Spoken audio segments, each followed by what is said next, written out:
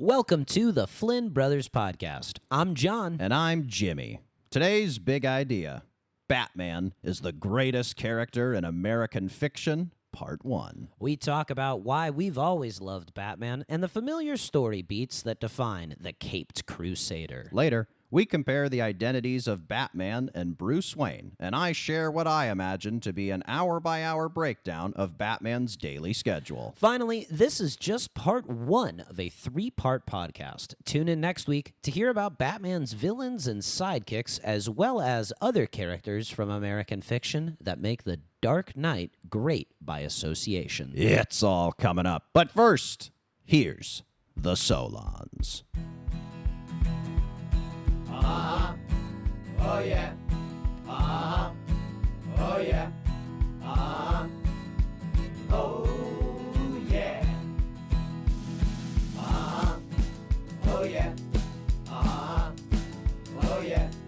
Uh-huh. Oh yeah. We've loved Batman a long damn time. Ain't that right, buddy? I can't remember a time I didn't love Batman. And it's been every type of Batman. It's been Batman in TV shows. It's been Batman in movies. It's been Batman in comic books. We have, even to this day, a Batman blanket from our childhood. I looked at the copyright written on it recently. It was 1999. Wow. So we've had this over 25 years, this Batman blanket. In the winter, I still enjoy using it. And a few years ago, my girlfriend even, she does a lot of crafting, and she crocheted me a Batman pillow. I'm looking at it right now. It's a beautiful blue two-tone pillow with a nice yellow and black bat symbol on it, and it's one of my most prized possessions. I mean, that's real love right there. Yes, that is yeah. to spend all that time going after your boyfriend's childhood hero. It's quite something. She really struck my inner child. But Batman is a pretty weird character to be obsessed with. Has been pointed out many a time by many a person. He's a grown man who dresses like a bat and beats crooks to a pulp. It's like, I don't even remember the first time I saw Batman or I was introduced by Batman. I would love to have that experience again. Fresh. No context, no nothing. It's like, hey, there's this new movie coming out. It's called Batman. Oh, Batman? I've never heard of Batman. What's his deal? And you describe what he is. And you're just like, I don't know that you would love it, but for whatever reason, it just works on pretty much every level. I think looking back as a kid, I think Batman, like as a kid, you're always worried about bad guys and danger and stuff like that. And then, you're young, you're innocent, you need to be protected by your parents, by teachers, others. And I think Batman is a symbol of protection. And Batman kind of makes you feel safe. I remember watching the old Batman, the animated series, and I would feel very safe knowing the Dark Knight was out there. You hear Danny Elfman's score in that show, and the main credits, he's beating up the crooks, robbing the bank. You're like, thank goodness Batman's out there so the rest of us can take it easy. Yeah, that's true. He's a nightlight. I think too he has things that as you grow older you envy, like he gets to stay up late. Like when you're a kid, you're like, oh man, come on, please let me stay up till 9:30. And Batman's like, Batman just stays up all night, and he gets to wear his Halloween costume all year round. And it's just like these things where, and then even as you get older, he's still interesting because you see him almost in this literary context where he is a very complicated, interesting character. I know for us, the whole mythology surrounding Batman that we'll get into deeper later, it kind of just tickles us. It just sort of makes us laugh. The whole conceit behind this guy and this world he occupies. It's such a weird dynamic, too, because I would say we like the serious Batmans, the Dark Knight, the Batman that was released recently with Robert Pattinson. And at the same time, we like there to be humor in it. That Batman needs to be taken seriously, but also not at the same time. It's one of the most difficult middle grounds, I'd say, to strike, and I think that's why there's a lot of bad Batman stuff, and there's and the really good stuff somehow threads this very precise needle of appealing to children and adults, and appealing to sort of a humorous, fantastical side, as well as this sort of gritty realism as well. Quick background on Batman. He was created by comic book artist Bob Kane. and writer Bill Finger. Bob Kane was the one who was solely credited for a long time, and then eventually Bill Finger was eventually co-credited along with Kane as the creator of Batman. He debuted in Detective Comics in 1939, and since then has been in countless other comic books, TV shows, movies, video games, items of merchandise, you name it. I was looking in the research, and they kept referring to Batman as a global icon, and it was kind of making me laugh, like he's Obama or or visiting China, Malala, or it was just like it was like kind of making me laugh. But it's like, dude, like you go anywhere on Earth and you show them a picture of Batman, someone is gonna know who Batman or is. the Batman logo. Yes, yeah, yes. the yellow and black. Beyond iconic. To your point about how Batman media has to sort of toe this line between the dark and the comedic. It's interesting. I want to go over kind of just how the movies evolved over time. So the first movie was in 1966, the Adam West Batman movie, which came from the TV series, and that was full camp. We recently rewatched the movie, and it's super cartoonish, it's super over the top, it's super winking, very meta, and that really is the root of Batman as comedy. Yeah, they're almost like Looney Tunes characters. Yeah. Like Batman and Robin are delivering lines straight to camera. The dialogue is so unserious. It's pretty ridiculous. But at the same time, it has this sort of swinging 60s feel to it. Like the characters, even though they're in this absurd outfit, like the Batman costume is pathetic. Absolutely zero protection. No armor. No, Yeah, nothing. It is literally spandex, and the Robin one is even more humiliating. But God bless Burt Ward for wearing that as long as he did. But the villains all have like panache. Like you really had to sell the reality with your acting. Yes, Like yes. Adam West is pretty exceptional. And as we were watching it, we were like, Jeff Goldblum basically, like if you want to imagine what Adam West is like, just take Jeff Goldblum from Jurassic Park. Yes. And that's what Adam West is doing. As I was watching Adam West as Batman, I was thinking about Jeff Goldblum, and I was like, Goldblum's whole career, like whole cloth, like every line delivery ever is borrowed from Adam West. Yes. It's really unbelievable. Moving ahead then to the late 80s, early 90s, we get into the still campy but much darker Tim Burton movies. I think looking back, there's kind of a Blade Runner aesthetic to those movies. There's kind of a gothic style to those movies, and I think at the time they were very dark. But now looking back, kind of almost 40 years later, they still come across as like very campy. I think Michael Keaton gives kind of a unhinged, interesting performance, but I don't think they're quite as dark now as they were at the time. No, and they, I think, lighten up as they go along. I mean, it's a Yes. pretty big difference between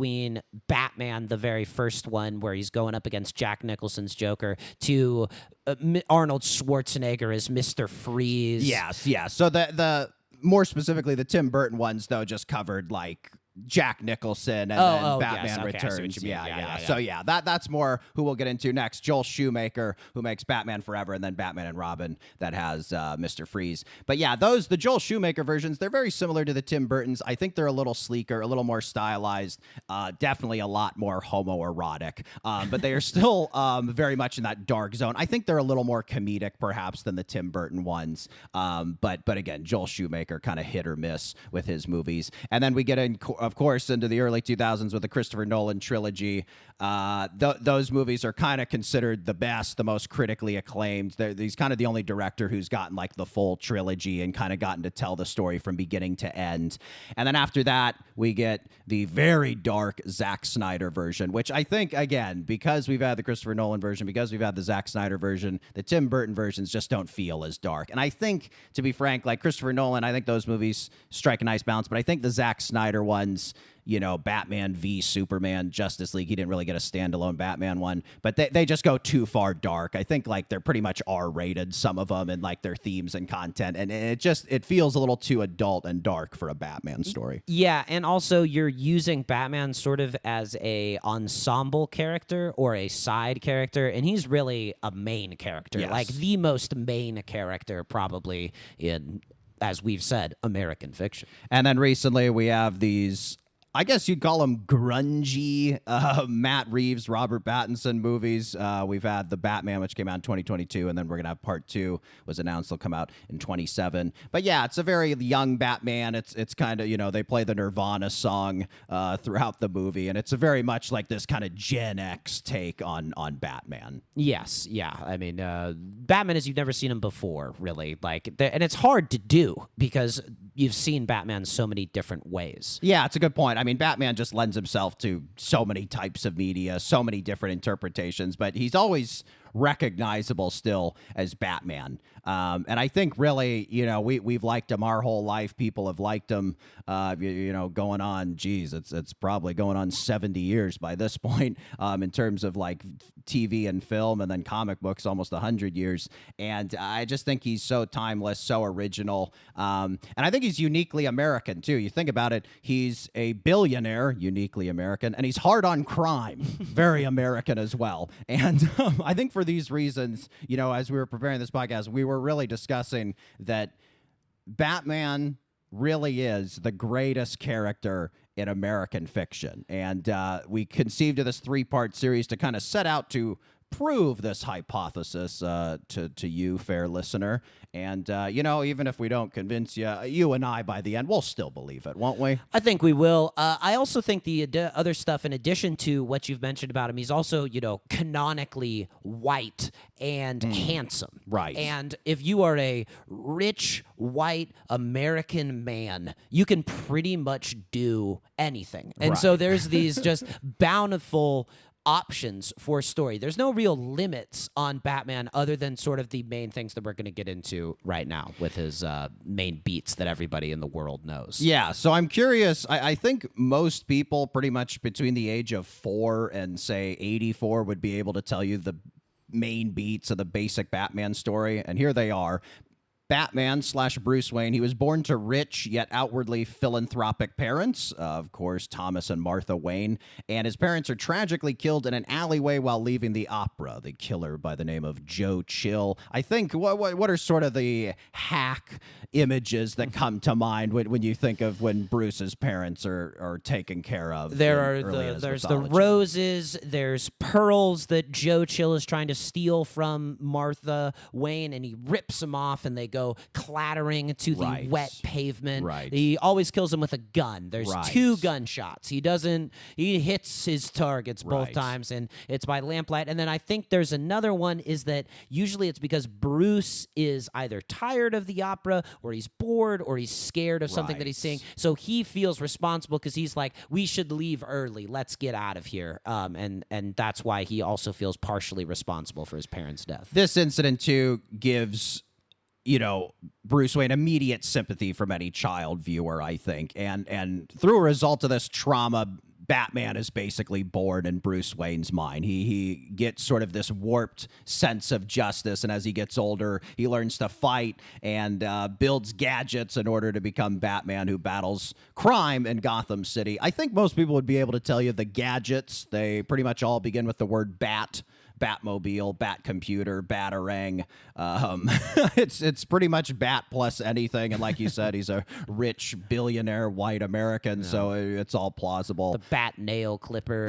right. The tweezers. And Bruce is helped by his butler / father figure, would you call him? Yeah, certainly Alfred? surrogate father. So Alfred Pennyworth, and of course his famous sidekick Robin, and Batman always faces off with a rogues gallery of supervillains. Why do they call it a rogues gallery? Where do you think that term comes from? Are they rogues, I guess? Yeah, they're rogues in the gallery, but usually there's an apostrophe after rogues. It's possessive, Yeah, isn't it's it? a gallery of rogues. Perhaps you would say that Alfred maybe is less of a father and more of an uncle figure to Bruce. And I think the other thing that's interesting about his character is he trains for this like he's a tennis player or a great musician. It consumes his life to the point where he is stunted in pretty much every other way. He is a prodigy, but his chosen field is fighting crime.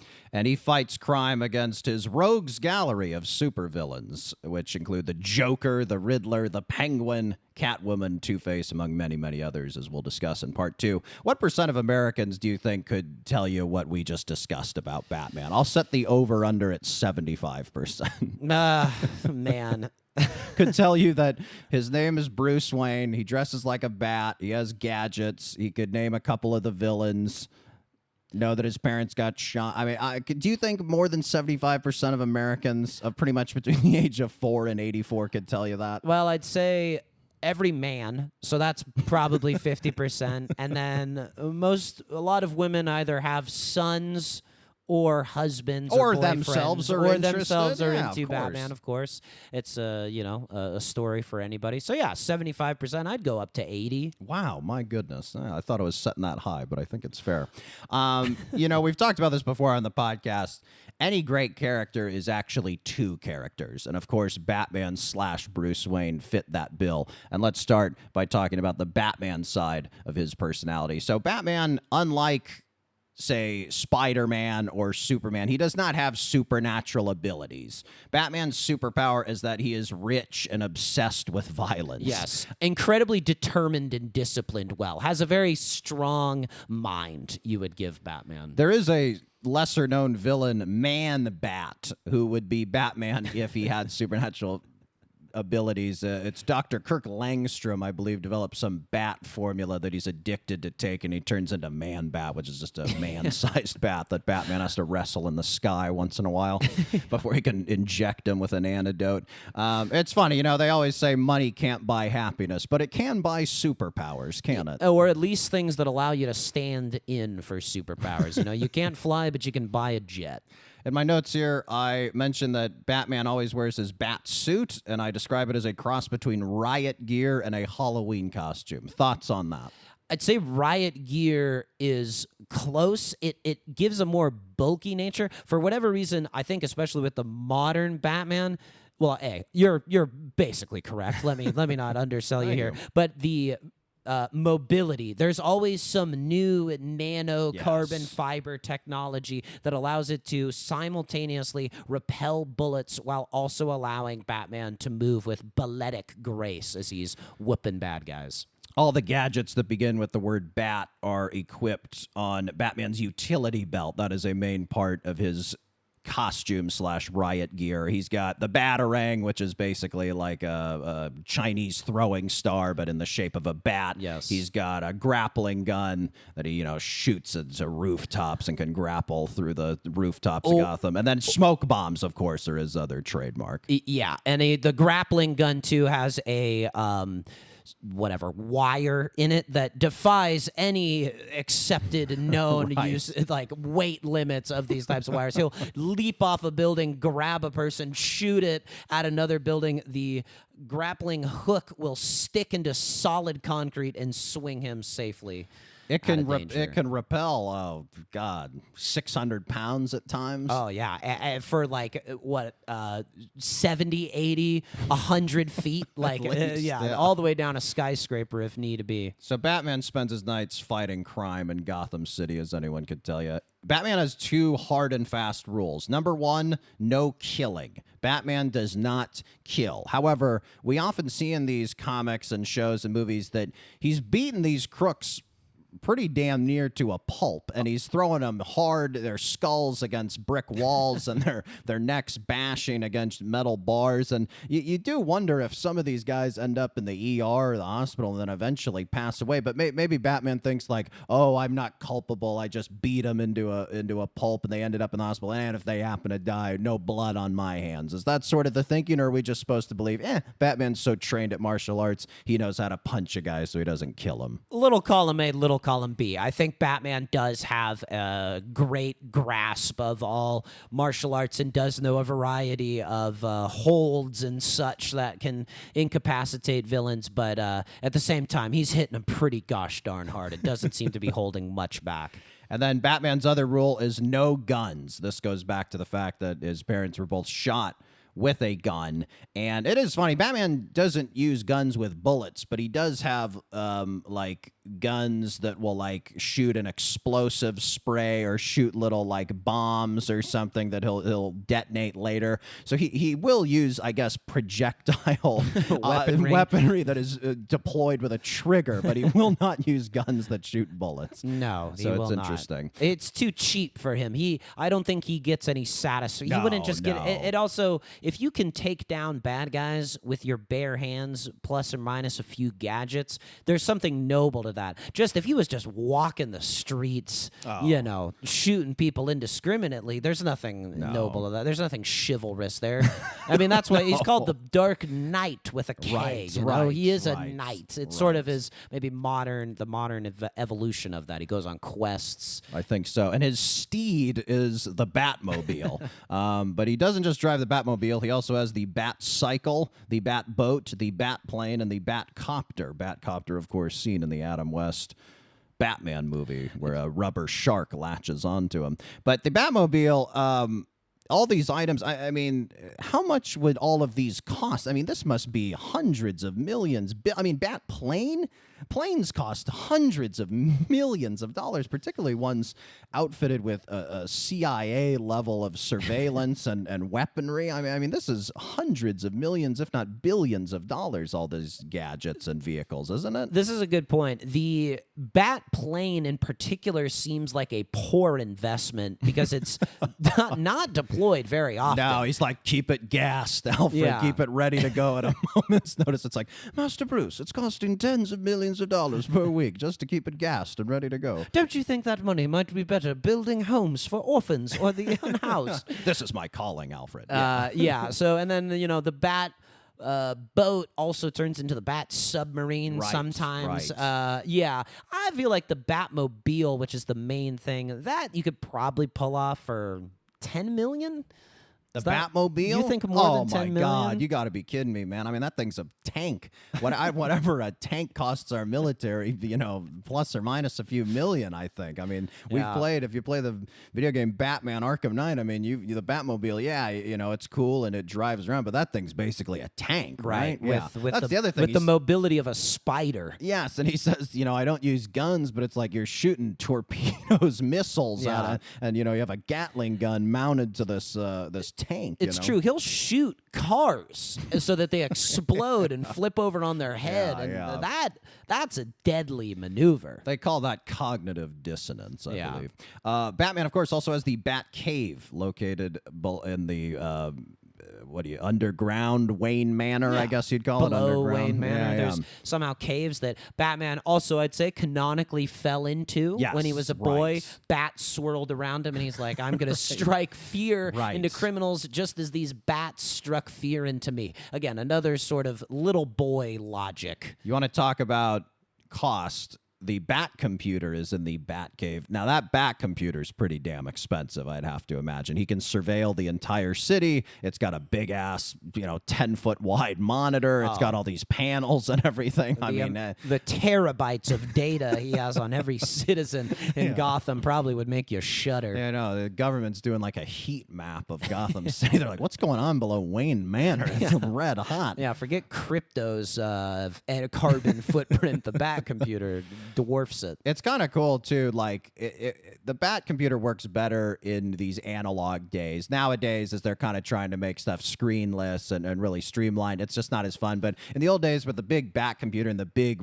red buttons and just like, it was just so much more fun to see the Bat computer in the older Batmans, wasn't it? You said screenless. I think you meant buttonless, right? Buttonless, Yes, sure. Everything, you like to see buttons and even like yes. levers and knobs that he has to turn. Like, you almost want to see like an old school recording studio is sort of the feel that Batman has with his Bat computer. Batman, when he's fighting crime in the Bat suit, he is doing one of our favorite things in film and television, which we like to call doing your favorite thing in your favorite outfit.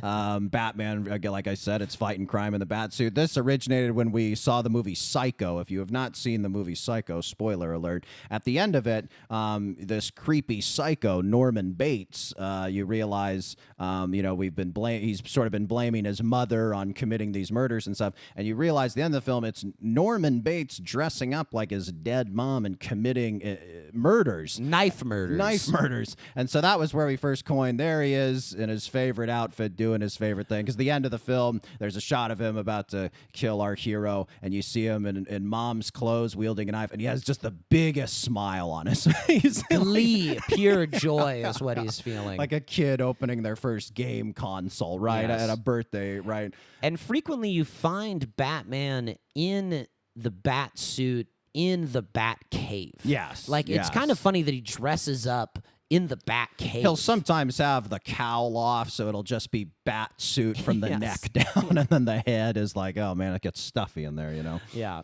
But Batman, when he's sort of fighting these crooks in Gotham City, he's not really ever other than when he's going up against supervillains. It's pretty much just run-of-the-mill crooks that he's beaten to a pulp. He's not really challenged too much on a day-to-day basis. Because, I mean, how often is he encountering a supervillain? Maybe once a week? Yeah. Joker, maybe a couple times a year, right? I think for the most part, it's just batting practice by slugging these crooks, isn't it? Yeah, probably.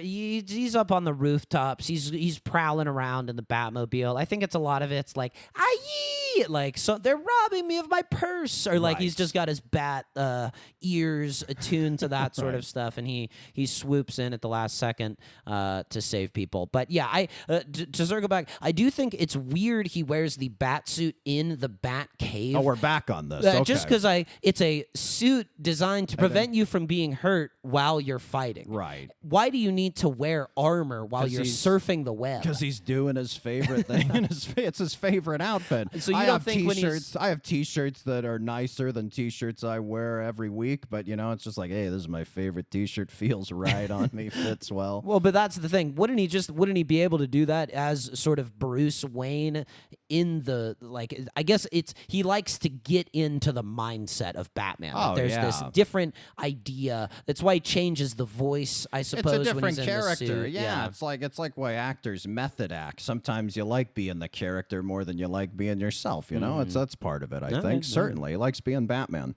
Anyway, when we come back, we're gonna stop talking about Batman and we're gonna start talking about Bruce Wayne.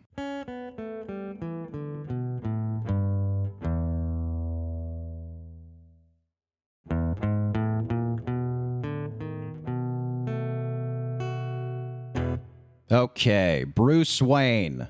He runs Wayne Enterprises, the conglomerate he inherited from his late parents. What does Wayne Enterprises do you think? Tech.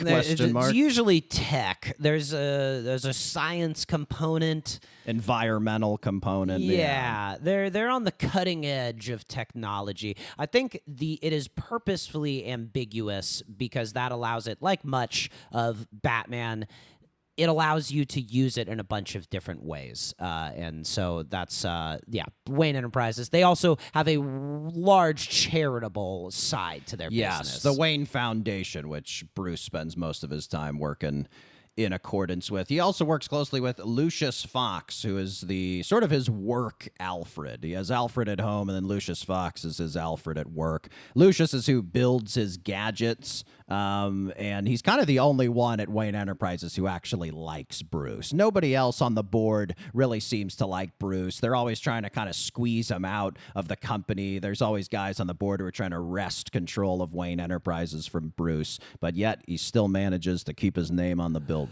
Well, it's because Bruce is obviously distracted by something. Yes, the bulk of his efforts do not go towards the bottom line of the Wayne Enterprises, which, it's their job to do. So they're just like, he does a good job of disguising this, obviously, with his playboy persona. Of course. Which I guess they assume, you would just assume rich son of these parents, he's not going to know anything about business, not like us. So, of course, you want to get him out.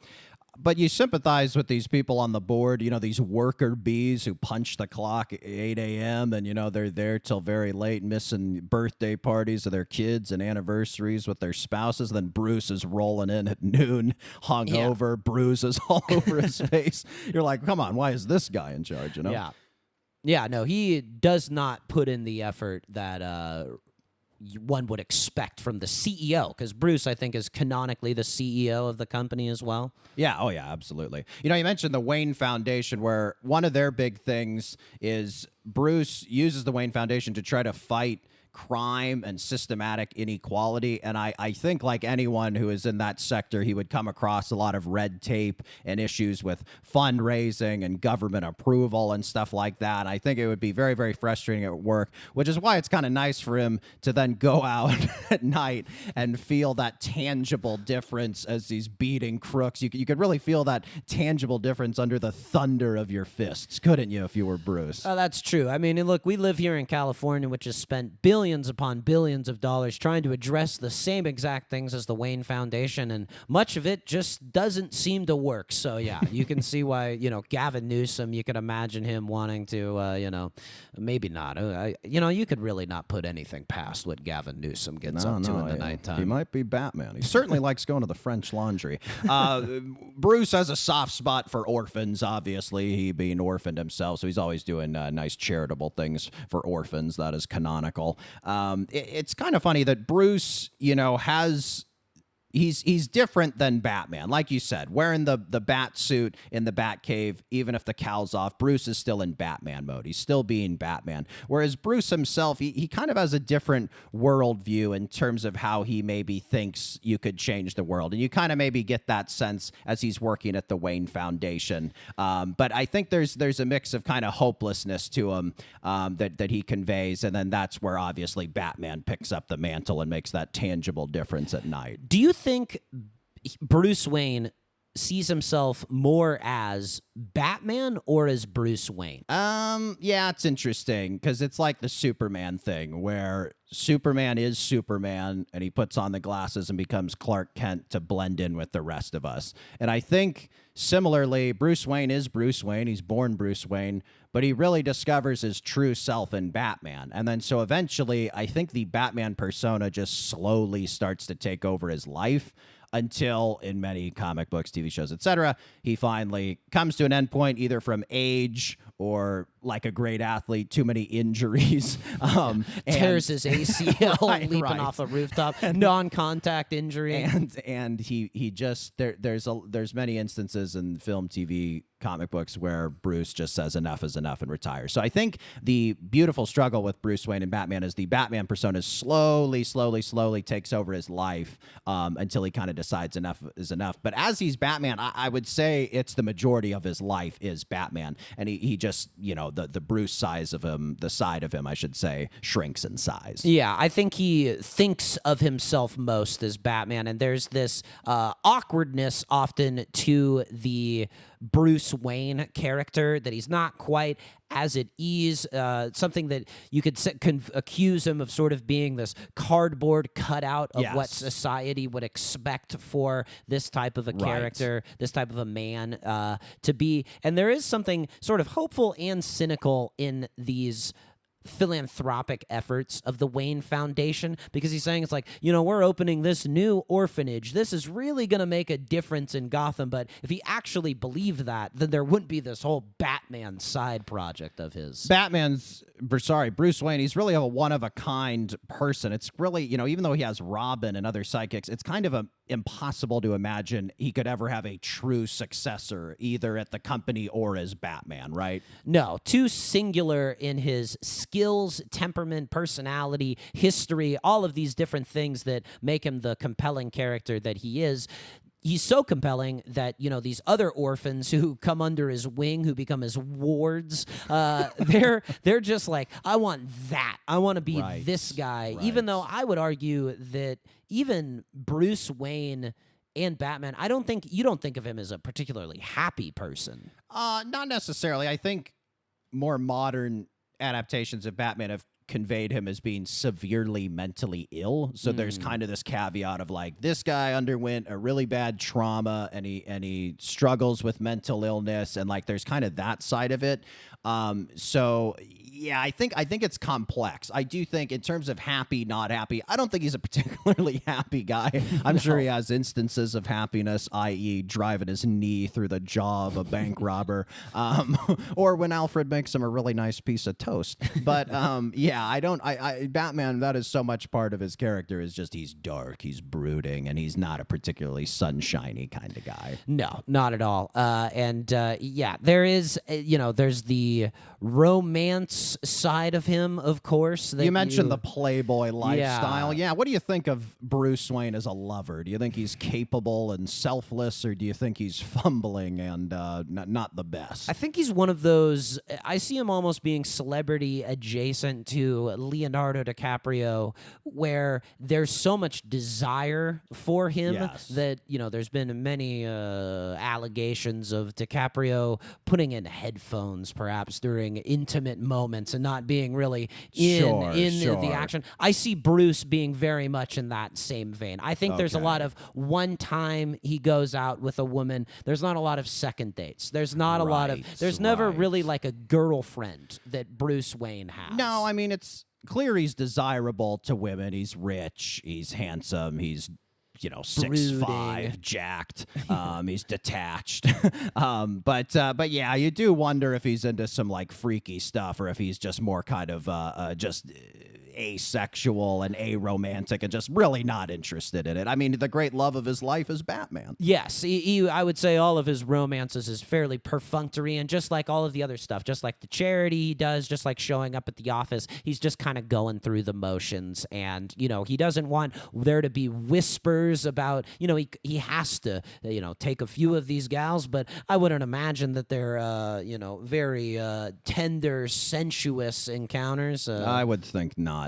Bruce canonically is a teetotaler. He never drinks alcohol. I think probably this is because he wants to stay sharp. You never know when you're attending a gala and the Joker's going to show up, and you got to, stay sharp, change into your Batman outfit in the car with Alfred, and then get back in there. But yeah, it is just interesting that for someone who goes to all these soirees, he stays off the booze. Yeah, it would be pretty hilarious to be stumbling around in the bat suit, though. I mean, that's all. The whole point of Batman is the hyper competence. Yes. And you can't take anything away from that. I mentioned, one of my favorite things with Batman / Bruce Wayne is when the two personalities collide. And a good example is, like I just said, where Bruce Wayne is attending a gala or a charity ball and a supervillain shows up to crash it, and he immediately has to find an excuse to get out of there, change into the Bat costume, and become Batman. Are there any other moments you can think of where sort of the two personalities collide and it creates sort of those juicy moments where there's kind of that balance between Batman and Bruce Wayne? Yes, of course, there are times when villains hatch plots to perhaps kidnap Bruce Wayne for a ransom. Yes. And there are also the women who are either, they're very much into Bruce, but they say, that darn Batman, he's a scourge upon the city. Or they're really into Batman and the machismo of him, and then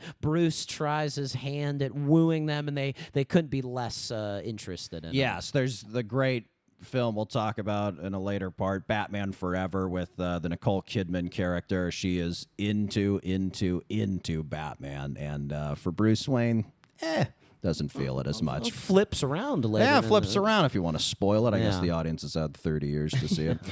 Good question to ask ourselves and our audience. Do you think Bruce Wayne wants to be Batman? We talked about it as sort of a calling, a true passion he has discovered, but maybe this notion of want, of happiness. Does Bruce, now that he is Batman, he's got the Batcave, the gadgets, does he really want to be Batman? I think he can't help it. I think he despises crime so much. Going back to his early, he just can't let, some lady get mugged, or let the Riddler plague City Hall with riddles without trying his hand at him, or the Joker, hatch some scheme without getting in there. He can't help himself. It's an addiction, as we mentioned. There's kind of a mental illness component as well. I think we would say, Bruce, don't you want a social life? Don't you want to fall in love? But these aren't things that I think are very important to Bruce now that he has this drug that is Batman. I just think all those other things that we would think a man in his position would want, they just kind of go by the wayside. He's still a boy. Like, he's still Yes. the emotionally stunted boy Yes. who loses his parents and Right. just kind of grew up into a man's body, but just never really matures in any way because all of his formative years are just spent learning how to detect crimes and martial arts. If not Batman, then what would he do? It's sort of like with In There Will Be Blood, the Daniel Day-Lewis character, Daniel Plainview. He's a greedy, capitalistic oil man, and he is from the beginning to the end. And it's like, if he wasn't doing that, what would he do? Some people, they're just good at one thing, and they just want to do one thing, you know? Yeah, and I think, too, the other part of it is Batman and Bruce, they live in Gotham, and as long as he's in Gotham, he will never stop being Batman. It's Yes. he's so tied to the city that he can't change his persona unless he goes, as he does in the Nolan trilogy. He moves to Europe. It's like, well, you're gonna learn, right. you're gonna learn Barcelona, and you're gonna Right. skulk around there as effectively as you do right. Gotham. It's like part of what makes Batman so effective is that he knows Gotham so well because he grew up there. He's never left. I really think the story of Batman and the story of Bruce Wayne is a story about someone's dedication and commitment to their hometown. And he's a guy who's grown up in Gotham, and through the Wayne Enterprises, Wayne Foundation, he's always trying to improve Gotham.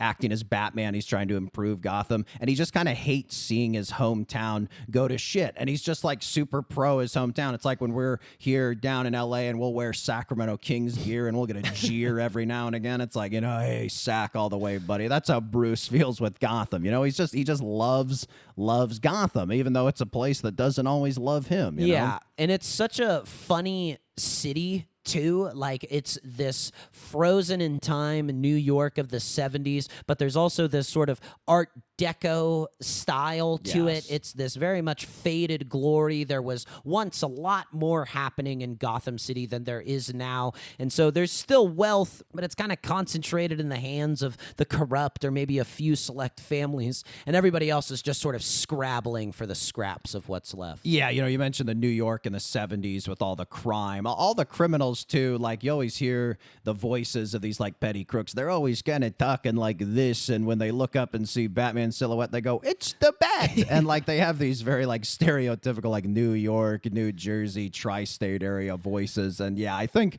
there's elements too with Gotham of kind of Detroit, or sort of these like bygone cities that like had a heyday and time has sort of passed them by. It's always very cold. It's always very foggy, smoggy, very industrial.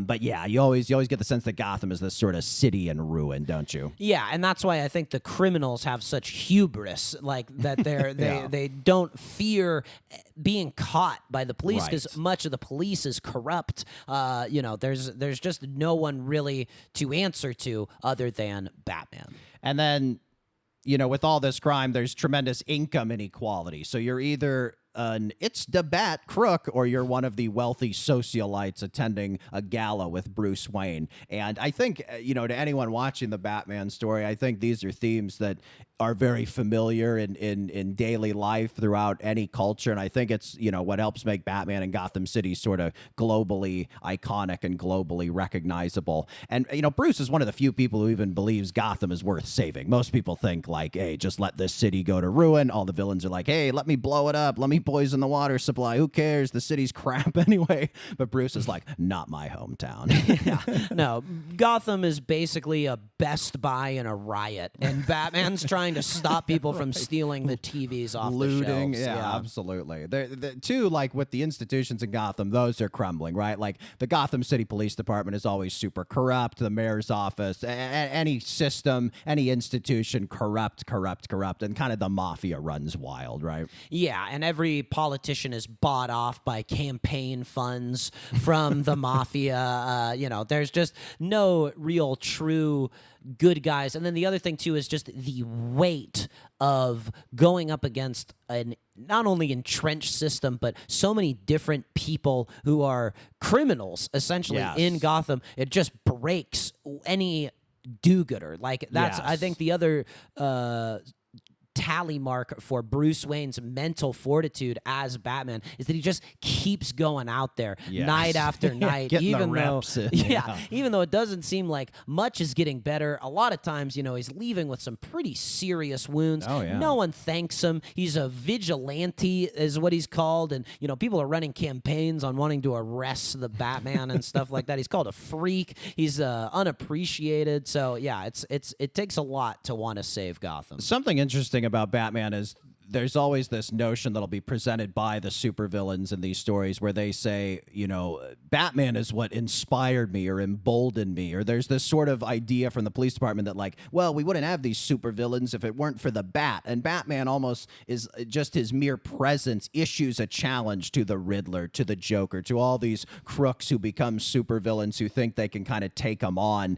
And it is very interesting that, Batman just against his own will is almost inducing more crime upon Gotham. Yeah, and I think that's kind of what goes to an addiction, right? That there's Yes. the more that you engage in it, the higher the highs need to become. Like, first, you stopped an old lady from getting mugged, but boy, when you foil the scarecrow from poisoning the whole town's Yes. water supply, now that's a good feeling right And there. it's like, Batman in Gotham, it's not great, but God forbid if he ever left, how bad would Gotham get, you think? Yeah, well, they've just rely so much upon him to keep the crime somewhat at bay. It's like everything is leaning on this one pillar, and if you were to take the pillar, like probably the pillar should have never been, loaded with that much weight, but it is now, and you can't take it away.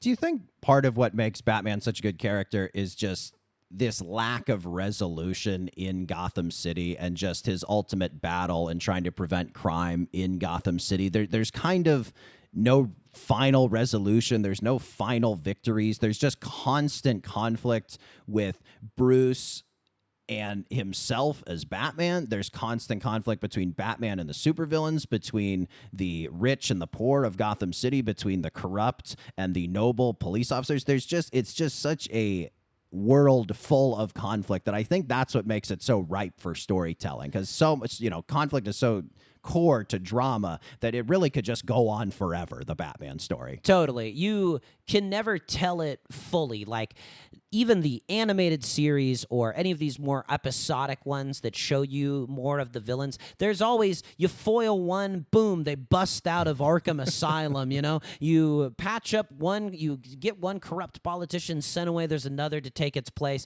It's kind of this, like, gritty underbelly of America in a microcosm. And you can really tell any type of story that you want regarding anything, really. I mean, Gotham, like Bruce Wayne, is it's like New York City. Anything can happen in New York City, which is Gotham's obviously closest companion. So you can have anything basically happen in Gotham, and you can tell any type of story that you want. These villains are so multifaceted and come at the bat in so many different ways that you can do whatever you want. You were telling me you prepared a list of things you envy about Bruce and then things you do not envy about Bruce. Do you want to go through these really quick? What are some things you envy about Bruce Wayne? Sure. The bottomless wealth, the freedom that is entailed from that, the desire of the great women of the city, Right. The many fine balls. I'm sure he has a great reservation get ability. Oh, yeah. Every Get the restaurant in fanciest town, restaurant. they want Bruce sitting front and center. His skills, he's very skilled. It is true. Yes, he can fix anything. He's technically skilled. He's skilled at martial arts. Yeah. Incredibly intelligent. Yeah. How about that kick-ass house? You envy the house at all? Actually, the house, not so much. It's in the suburbs. It looks really haunted. I mean, this is where his parents lived. Yeah. It's sad. It's a sad house. It's a sad. It's very far. You have no neighbors. No. It's a good place for brooding. Yeah, Yes. I don't need the U-shaped gravel driveway. I don't need the don't like that. Victorian stone construction. The butler though. That's kind of Butler, cool. nice. Bod, nice. Lantern jaw, sharp as as glass. That's another thing. Bruce's back, a barrel of snakes. I'm Yeah. sure ripped. Yeah. Yeah, very intelligent, very much able to figure things out. So yeah, there's a lot to admire about Batman. I think that's another reason why kids sort of look up to him, because he does have a lot of the things that you too would like. But on the other side, losing your parents, Tough. And being able to, justifiably blame yourself for their deaths, even if it isn't really his fault. Not at all. Yeah, but not hey, at all. if we had just stayed in the movie theater, if we had just stayed in the opera house, well, that's what Bruce, Yeah. wrestles with every night. he's Yeah, got a that's pretty true. unhealthy fixation upon crime, and he's got to work nights. Yeah, I that like to does sleep. suck. Yeah, that does suck. Before we go to break, I want to ask 3 questions, and we'll both answer them.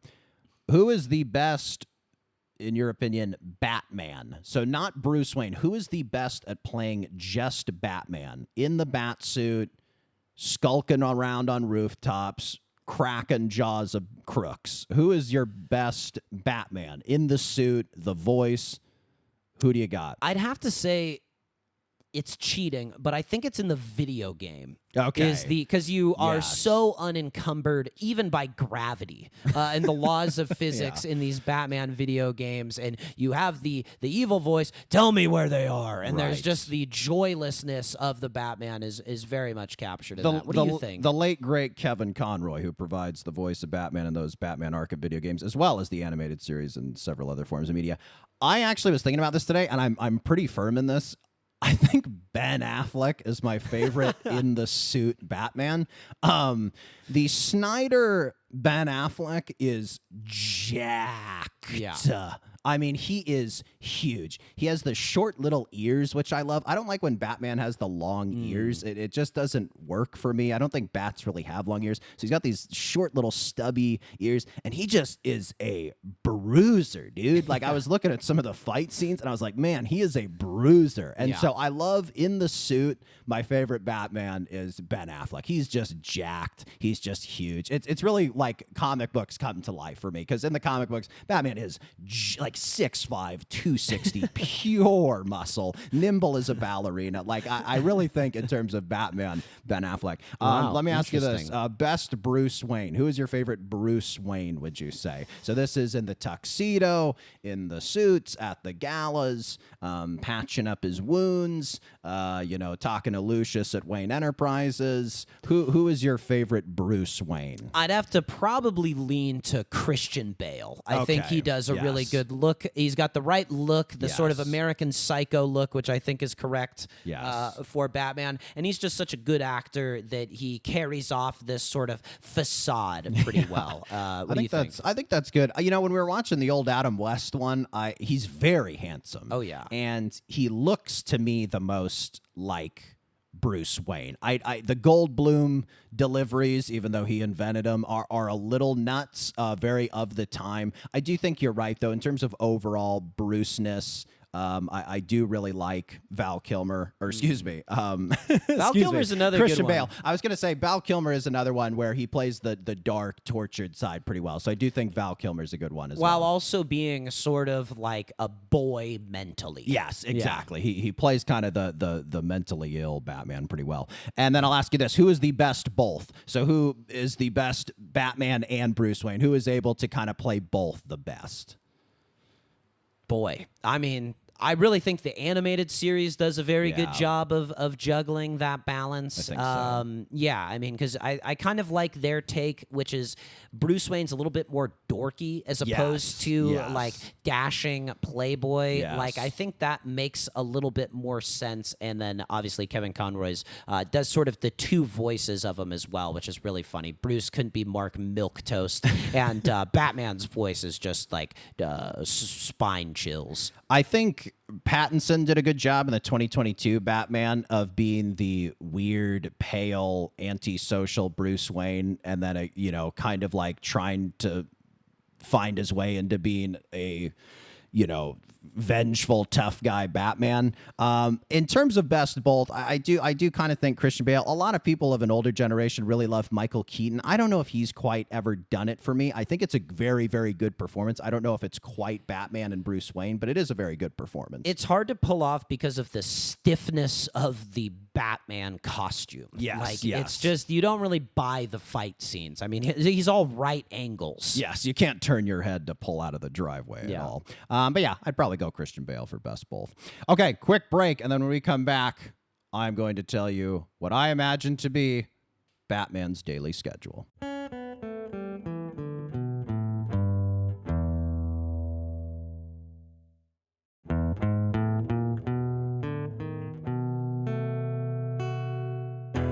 Okay, Batman's daily schedule. I'm going hour by hour here. You tell me what I get right, what I get wrong. Sound good? Yeah. Okay. Midnight to 4 a.m. He's Batman.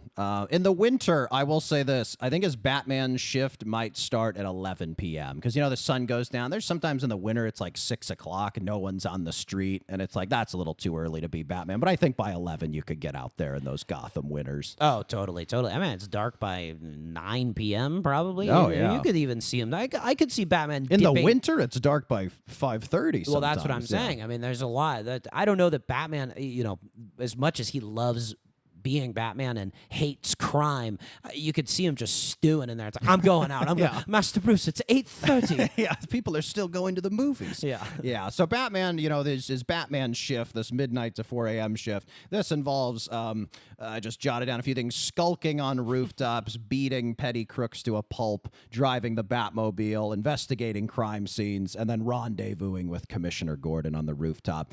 I would assume the bat signal is going up a couple times a week. I think, obviously at night, I don't think it's going up every single night. I think for the most part, most days in Batman's life as Batman nights, I should say, are just him kind of driving around the Batmobile, just seeing what's going on, going to the high concentration crime areas, skulking around a bit on rooftops. I think, police people say like, it's a lot of paperwork, right? I think for Batman, like, it's a lot of surveillance. It's a lot of skulking. It's a lot of driving around.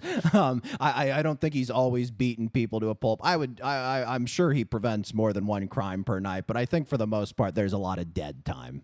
That's interesting because you see Batman in action. Yes, You're never of course. really. We got to yes. think realistically here. Right. Not every single night is he battling the Riddler. I think, I will say this, though, skulking on rooftops, I think, gives Bruce a god complex because you would literally, as Batman, be above everyone. So I think this would feed sort of this self-inflated ego that Batman perhaps has. How much car time versus skulking time do you think there is? I think it's about 50-50. I don't think he's doing the car a ton. I think it's kind of just to get across the city, and then once he's kind of in the, he's doing his rounds, he hops out and grappling hooks up and starts skulking on rooftops. Pulls into a deserted alley or something. Right. He wants to hide the car. But, realistically, I just don't think there's a supervillain battle that often. I would say maybe once a month. Like, am I crazy to think that? Like, is there really a supervillain he's battling? Like, the Joker, I feel like, is getting, thrown into Arkham. He's there for a few months. He's out. He's kind of getting a gang together for a couple months. Then he's back in. And I just don't think, like, these, there's supervillain battles all the time. Yeah, you're not facing off with the supervillain that much, but you definitely are going up against their minions or their that's true. thugs. That's true. Oh, Two-Face's guys are robbing a bank tonight. You're foiling them. Right. Two-Face, he's probably, overseeing it, but he's not Right. at the scene of the crime there. That's a so good point. you're keeping tabs because most of the time there's like villains are at large and they're sort of working on just in the same way that Batman is working on cases. They're working on capers. They're That's working true. on heists. He's Batman's investigating a lot. I think when he gets these petty crooks, these henchmen, he's interrogating them, getting leads. So I think it's a lot of surveillance, and I think it's a lot of investigating. Yeah. He's the world's greatest detective, they say.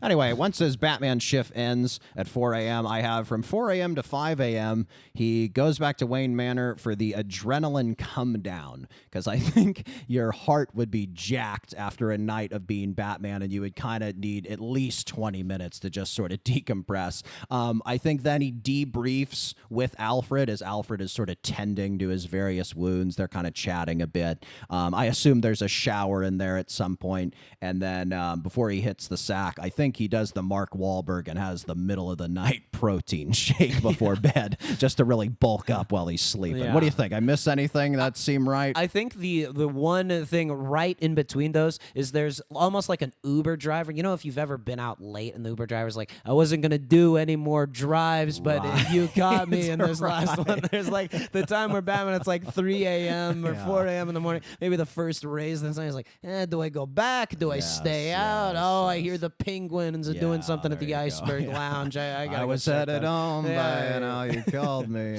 But yeah, I think you've got it all right. A lot of recovery. You got to take notes. You got to download all the body cam footage that he's got on. So himself. that's I have it pegged as an hour. Maybe it's anywhere from an hour to 2 hours. But then at 5 a.m. until 10 a.m., I think he's sleeping. He only gets 5 hours of sleep at night. Maybe we'll squeeze in a nap later. We'll see. I see Bruce's sleep as being naked and fitful, and I see him under silken sheets as he is a very wealthy man. Thoughts on that? Yep, I think he dreams every night of his parents' death. Yes, Every and single night is the pearls hitting the The pavement. thunder of the fists on Jaws. That's if it's a happy dream. 10 a.m. to noon, he has a big breakfast that I think very protein heavy. Again, I'm thinking of this Ben Affleck Batman. He's jacked. He's huge, right? A lot of protein. 6 eggs, whole fat Greek yogurt. Turkey, bacon, the whole 9 yards. Alfred, of course, Lot of prepares fruit. it. Lot of Yes, fruit. yes. In the Batman universe, he's always reading a newspaper, or Alfred's filling him in, so he's got that. I'm thinking he's doing some phone calls as part of work. Wayne Enterprises. He's talking to investors or people from the foundation, stuff like that. And I think he's getting dressed in the suit. He's getting into Bruce Wayne mode. So he needs to, again, after sleep, he's decompressed, and now he's sort of getting into Bruce Wayne mode for the daylight hours. It's true. There is this, he wears a suit as Batman, and he also wears a suit as Bruce Wayne. That's right. You'd have to, as opposed to the cowl, he's slicking his hair, as opposed true. to those jutting out metal knives he has on his forearms. He's fastening some cufflinks. That's true. Yeah. Who's the real Bruce? Who's the real Batman? From noon to 5 p.m., that is his shift at Wayne Enterprises. He attends board meetings, more phone calls. He has secret gadget meetings with Lucius. They sneak off into a janitor's closet and discuss the latest tank Lucius is building for him. I think he sneaks in a little Batman work, as people would be on Facebook or social media at their, he checks their in office. on. Yes. He probably sets up like cameras around Google's, the city. Google's Riddler latest whereabouts question mark into Google. Checks the tags that he's put on the Riddler's vans that are circling the city. Yeah. Right. I think there's a light lunch somewhere in there. I'm thinking a turkey wrap. Do you think? What do you think in terms of a light lunch? Bento box, some poke jam. bowl. Yeah. I think a lot of light protein vegetables. yes. He's getting his vegetables Lot of in veggies, here. Batman has to. He probably eats fairly similarly to like an NBA player. Yes, I don't think there's wasted calories with Batman. There's not a lot of drive-throughs in the Batmobile. For the one hand, you couldn't even fit it. On the other hand, it's just not in Bruce's. As a teetotaler, he's got a good willpower. He's not just eating greasy burgers in the middle of the night. 100%. I could also see Bruce as he gets older, like an older Bruce in his 40s, switching to go like vegan so that he has a cleaner fuel for Kind his... of the Chris Paul. Yeah. Huh? I don't see Bruce Wayne taking much joy in food. No, pure fuel for the jacked machine that is his body. 5 p.m. to 8 p.m., Bruce goes back home. He has a quick power nap. I'm thinking 20 to 30 minutes. Does a little more Batman work. So this is looking through surveillance footage. This is doing research. This is fixing gadgets that he may have broken the night before. And then I think... You think he's doing hands-on stuff? He's just not kicking it to Lucius or Alfred? He for sure. Because he knows... he's like, Alfred, Lucius, you're not out there. You don't have the feel for it. So you can tell me theoretically, but I'm the one who's out there, who's laying my life on the line. So I got to feel it out. I think a light dinner, fish or chicken that Alfred prepares, plus lots of vegetables. And then I think Bruce is getting his tuxedo on for a night out. And from 8 p.m. to 10 p.m., I think he attends some sort of societal function with a gorgeous woman or two. Sometimes he'll bring two women to an event. Often. and he schmoozes Gotham's elite. Again, you're doing more Batman work, so maybe the Penguin is snuck in and is acting like he's hoity-toity and part of Gotham's elite, so you're kind of keeping eyes on that, and you're asking questions about Carmine Falcone and the Mafia, and you're just doing some subtle Batman work. He's Sure. always on, he's always Oh, he's working. always gathering intel, for sure. From 10 p.m. to 11 p.m. after the soiree, I believe Bruce, if he wants to, can have a semi-satisfactory, intimate encounter with his date, either one or both of them. And if he's not feeling it, he can, say he has a headache, and he'll just have the car service or Alfred take her home. You've allotted an hour for this. I think literally no more than 15 minutes. think so? I think it's purely just for appearances' I sake. see, I I don't see, think I he's see. he's not wasting energy on this. Yeah, that's that probably he could true. be using skulking on rooftops and true, beating that's true. criminals. No chance. That's true. And then 11 p.m. to midnight, assuming it's not the winter, he's getting into Batman mode. So I think you need to allot some time for Alfred's got to bring him a protein bar, protein shake, even a scoop of peanut butter, just something to kind of fuel him up before his Master 4-0. Bruce, you really must eat something. Yes, exactly. He's always making Bruce eat. And then I think the suit goes on. Do you think Batman listens to kind of some pre-game music before he gets out there? Some crazy, dark, heavy metal or just insane classical music? Or do you think it's all just brooding, stewing thoughts in his mind that are the music to his bat ears? The music to his bat ears, I would love it to be music. I actually think, though, it's just pure surveillance footage. Yes. Overheard God, more conversa- work. Yeah, no, He never takes a no break. joy. Yeah. Yeah. Research. Yeah. I think he's it's always working, always on, always serving the greater mission, which is keeping Gotham safe And from then the criminal underworld. And then at the stroke of midnight, he gets into his Batmobile and roars into the city limits, the flames shooting out of the back of the Batmobile. And then rinse, repeat, you're Batman again. That's right. I will say the one thing I bet Batman does actually take joy in is the car. I think he yeah. actually loves letting it rip the motor. Yes, yes. It's like the ultimate version of the guy on the motorcycle going by and it's way too loud and you're like, oh, come on. Why is that guy doing it? It's to feel the joy of that engine between your legs. Bruce has that as well. It's probably why he likes living outside the Gotham City limits, is he's like, I got 5 miles of just ripping in the Batmobile before I get in there. All right, well, that concludes part 1. Anything else to add before we call it, and then we see the folks next week in part 2? No. You're stumped. I am vengeance, I guess. I don't know. I Excellent, was looking for excellent. a nice little button there. In that case, please subscribe, comment, and leave a rating. Send questions, comments, or big idea suggestions to our business email, flynnbrospod@gmail.com. Thank you to our producer, Will Slade, and we'll see you next time on the Flynn Brothers Podcast. Take care, buddy. You take care.